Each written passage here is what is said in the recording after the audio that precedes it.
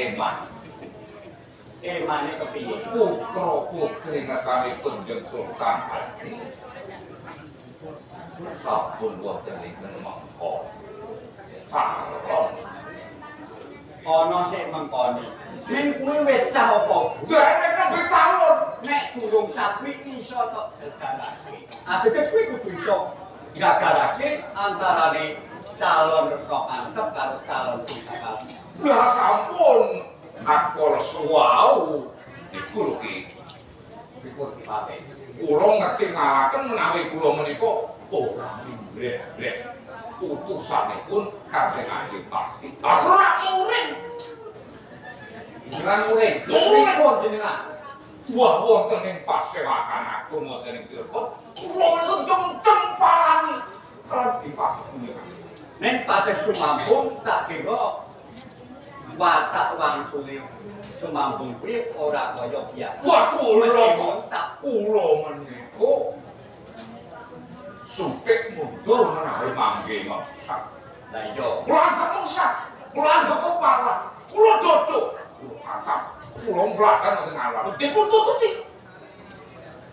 Mugi ngalun-alun. Wah. Ora sulit. Kita senopati ngepungku. Apa? Minggir. Kula mboten mundur. Kula mboten mundur. Mengki-mengki kula mboten ya kene ngaksa. Wah kula dipun ora dicemparani kula jret. Wakat.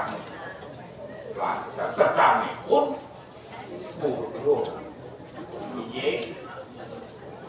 Pisan meneh om. nuwun sewu santen.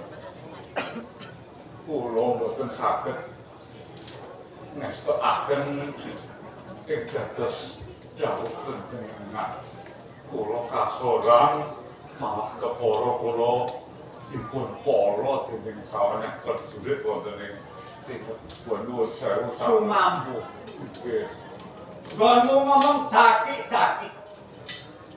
Kaya putru iki. Entek-entekane ngalor kowe ngomong yen ora bisa kalah. Kowe kalah. Sopo sing ngalahke kowe, Ingkang ngasaraken kula menika Adipati saking Kuningan. Adipati saka Nggih Jaya Winantan. Jaya Winantan. Nggih. Kula yo ampus piyambakipun menika ampusan. Kula sampun ngetokake aji Jaya Kawijayan. Ora. Ning nek kudune anggonmu ketitilan. Entek-entekane kalah. Ora cocok karo. Atus pundi to wong sing jenenge kalah kok nggih iki. Nggih. Nek boten subut dipate. Jenengan iku begijikan, cicilan. Tenan nggone kalah. Ya karang yo kalah setiap dos pundi malih. Agus tagak betuga ingkang kathah kagem menawi kula pribadi boten saged ngasohaken guru Gusti ingkang kala wau dan kesakaken ngagem. Ngene Imam. Nggih. Yen wong lamar ora ditampa kuwi kampu ora. Boten menapa-menapa Ora apa. boten duka dhateng kula. Ora didukani apa. Matur nuwun sanget awit saking ber kawicaksanan punggawe ngersa panjenengan. Kowe ngerti watake Mak Gunung to? Lah nggih. Ora sembarang lir rupa. Ning ngene, Nggih. iki akeh kulimu Wonten tempat. tempat rawat-rawat. Yen Mataram sambung rapete karo kecewa kabeh Timoran. Mataram kapan juruk menemat. Mataram niku badhe kula wonten pademu. Iya. Aja dhewe. Aja sak kepenakmu dhewe. Senopati prajurit cepane. Lajeng dawuh Sendika ki mate ngene. Senopati Tirto Yuda Tirto Rajapati disumekake prajurit gamben-gamben. Sendika rawuh, sing rasa-rasa, sing pinter-pinter, sing gampang. Ngaten. Sumambung Niki. yen mengko ngantek antare Mataram tekan Medhit. Aku sih. Duwe petik sakit nuluk awak dhewe Mataram. Sampai disiap monggo kowe akan. Monggo. Sing hati-hati. Ojo koyo buta cilik. Ora suwe sing pati. Ora bisa lagi.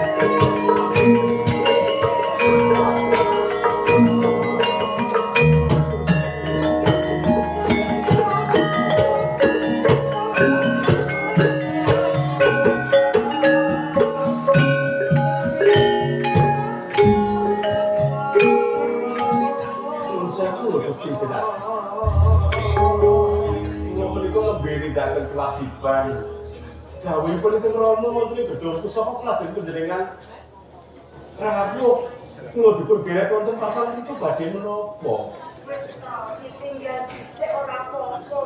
Ditinggal sedhek ora ya ora apa-apa. Sing jaga liyane kok. Nuwun sewu kok ditinggal pripun niku kewajiban kula niku nulungi bapak kula kok ditinggal pripun kok Iki bapak sono sing ganteni kok. Wis to sing gaku aku ketemu sliramu kakang Sutajaya. Tak jane kamar iki mergane ana rembug sing diganti lho. wonten dawuh badhe dawuh menapa Sliramu ki nek boleh saged dewasa to. lha inggih lajeng sambetipun kalian dejiban kula menapa Ya ana sambunge. Kakak. Jadi lagi ngerti apa orang apa itu enak bisa surat itu jadi anggenipun badhe mangertos kemawon kados menapa niku dadi dukun sing pinter batang atine liyang kok njur ngerti iki perkara napa Kakak Sutajaya. Bikin aku ketemu kakak Sutajaya, kakak Sutajaya, suratnya misalnya kasih ngomong kain. Jerone hati kuat ora karo-karo. Apa ya kan kosong to? perkara niku Ya ijo. nek tanggap iki kula nggih tanggap ning kula niku lak lumangsani bobot kula niku napa kula niku anake Datuk Barul Abdi Jogo Gedhong Pusaka Negari Cirebon lajeng panjenengan menika putra dalem Kanjeng Sultan Haji upami kula tanggap kaliyan bisa panjenengan njur bobot kula niku napa njur napa sing kula tindakake Kakak Sutajaya. Sing jenenge rasa tresno. Iku paling Gusti Kang akalnya jagat. Ora mawas derajat lan pangkat, ora mawas bondo lan tuwa. Ning tungkos berarti. Wis bisa nanti ketemu Kakang Sutajaya. Jroning ati wis tumpul rasa sing enggak, rasa sing bunga. Sing durung nate tak rasake aku dewasa semene iki. Kula Kakang Sutajaya tambah atiku, turut atiku sing runtang rati iki, sing kepengin sejenis siap karo siramu. Gusti Dewa, kula saya. Nek kepenginan kula niku nggih gadah. Ning wonten jurang sing kula ora iso ngumpat, wonten tembok utawa pager dhuwur sing kula ora bisa nergal. Napa nggih? Ngendika sampeyan iku tenangan. Lain batin Mengko aja jauh nyukulahi kula. bareng kula pun saguh panjenengan menggodha kula. Nanti yang kaparan orang bakal lupa, nanti yang karakter bakal kerja, aku yang pun kehilangan kakak Sutarjaya, beliau sing dak tresnani, beliau sing nambayatiku saya aja, nek nanti lancar kaya ini. Estunipun manah kula menika sampun marang. Kula dipun tampi srika, kula dipun dawuhi Bapak, iku manah kula pun marang. Kewas mantep menawi menika kersa panjenengan. Nek wis tau. Sultane kepiye to? Nggih. Ate kepingin kan jane. Nggih, dene kabeh iki nganggo dicrita nganggo dipikir to. Aku selalu pengen ngerti ngono lho, jroning atiku kepiye ngono lho. Apa ya kaya sing tak ngrasake? Ana rasa sing kebak kabungan. Kaya Bunga nggih, manah kula bunga. Mboten iki bunga banget manah kula. ora kepaksa. Mboten sing ajeng kula kula sinten. Mbok yo mau ngono lho. Nggih. Kula tanggap iki mun saya lho panjenengan sing mijeni lho. Dede kula lho nggih. Wis to. Nek ana